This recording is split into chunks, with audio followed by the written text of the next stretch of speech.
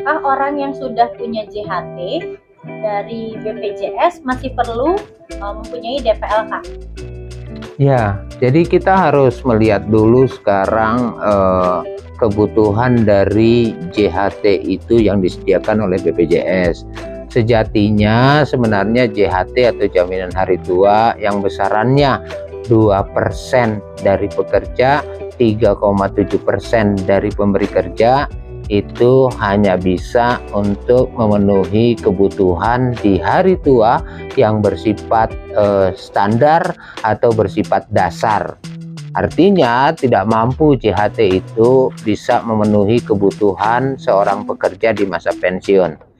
Saya ingin mengatakan satu studi bahwa jika kita mencairkan manfaat JHT itu kalau digunakan untuk biaya hidup sebulan secara rutin itu paling mampu bisa untuk 60 bulan ya. 60 bulan itu simulasinya ya, bisa tepat banget bisa tidak juga tidak tepat gitu, tapi itu untuk 60 bulan.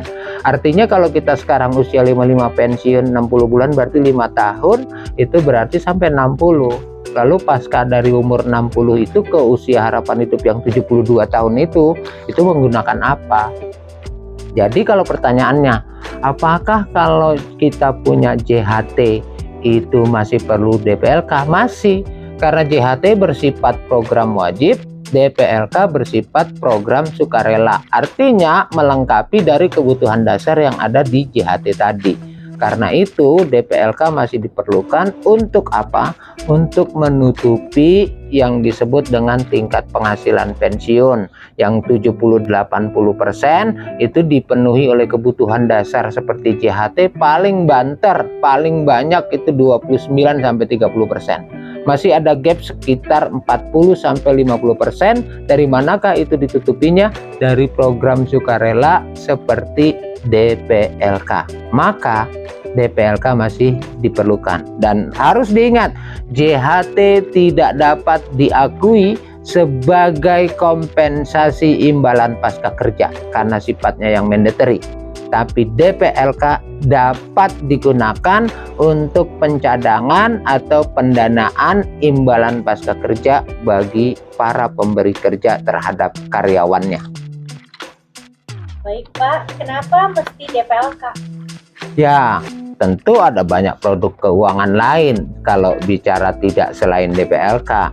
Misal ada reksadana, ada asuransi jiwa, bahkan mungkin juga ada properti ataupun bank.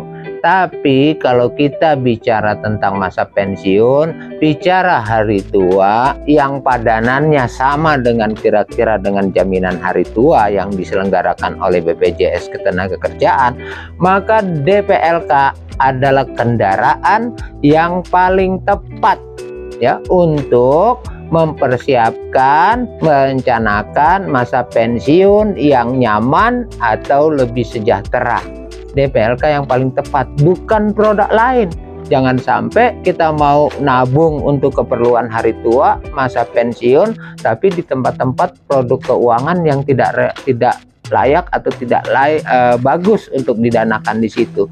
DPLK lah yang paling tepat, karena memang DPLK didedikasikan untuk mempersiapkan masa pensiun yang sejahtera.